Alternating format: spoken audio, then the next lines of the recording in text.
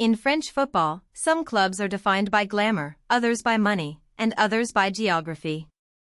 Lille OSC belongs to a different category, a club built on survival, reinvention, and smart development.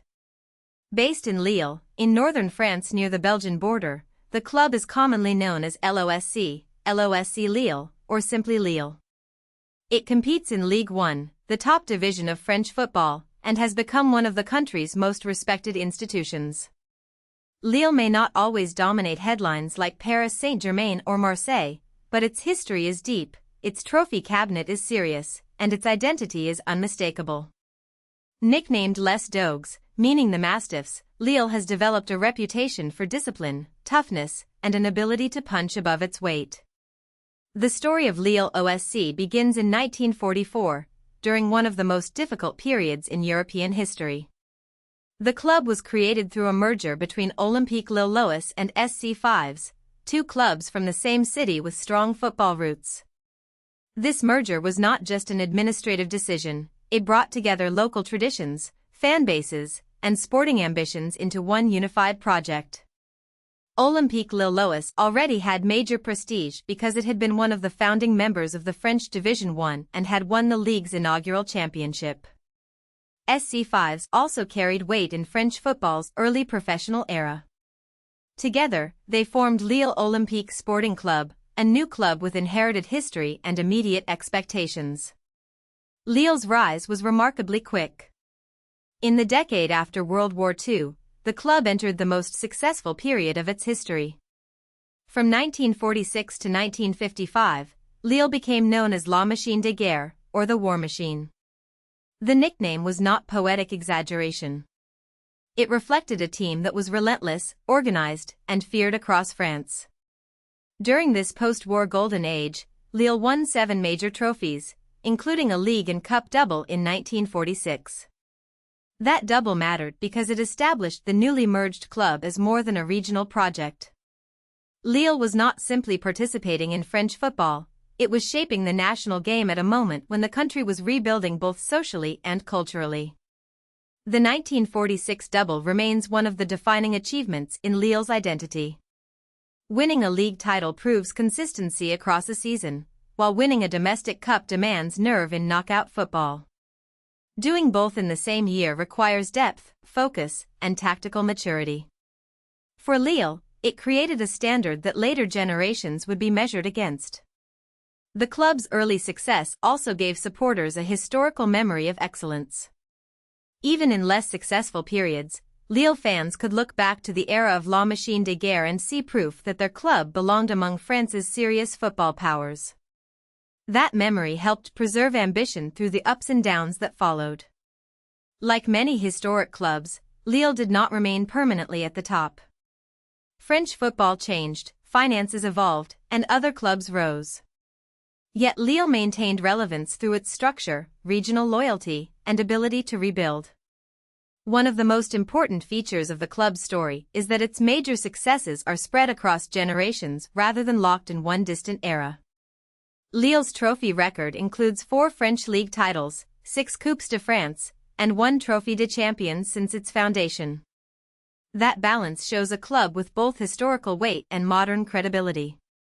It is not only an old champion remembered from black and white photos, it is a club that has continued to win in the contemporary era. The modern breakthrough arrived in 2011, when Lille won another Ligue and Cup double.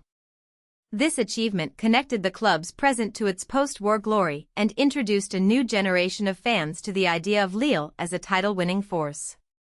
The 2011 team combined technical quality with collective balance, showing that Lille could still build a side capable of competing against wealthier and more internationally famous rivals.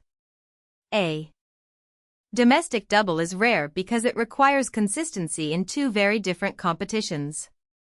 For Lille, it was a statement that intelligent squad building, coaching, and club culture could still challenge the hierarchy of French football.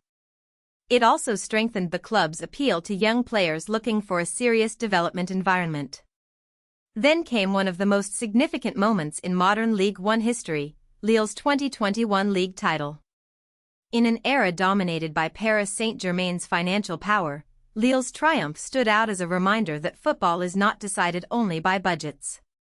Winning the club's fourth league title required defensive discipline, tactical clarity, mental strength, and remarkable consistency. It was not a fluke cup run, it was a full-season achievement against intense pressure. That same year, Lille also won its first Trophée des Champions, adding another symbolic marker to the season. The 2021 title helped confirm Lille as the fourth best French club of the 21st century by major domestic achievement and consistency. Lille's home since 2012 has been the Stade Pierre-Mauroy, a modern stadium that reflects the club's ambitions. With a capacity of 50,186, it is the fourth largest stadium in France and features a retractable roof, making it one of the country's most advanced venues. A stadium is never just a place to play, it shapes the matchday identity of a club. For Lille, moving into the Stade Pierre-Mauroy gave the team a stage suitable for Champions League nights, domestic title races, and major regional derbies. It also underlined the club's importance to the city and the wider northern region. The stadium symbolizes Lille's transition into a modern football organization with national and European ambitions. In European football, Lille has often been present even when not always among the favorites. The club has participated in the UEFA Champions League 10 times and reached the knockout phase 3 times. That matters because regular Champions League appearances are a sign of sustained domestic performance. Lille has also competed in the UEFA Europa League on 9 occasions and reached the UEFA Conference League quarter-finals once. In 2004, the club won the UEFA Intertoto Cup after finishing as runner-up in 2002. These achievements may not place Lille among Europe's giants, but they do show a club familiar with continental competition. Lille's European record reflects persistence, qualifying, learning, rebuilding, and returning.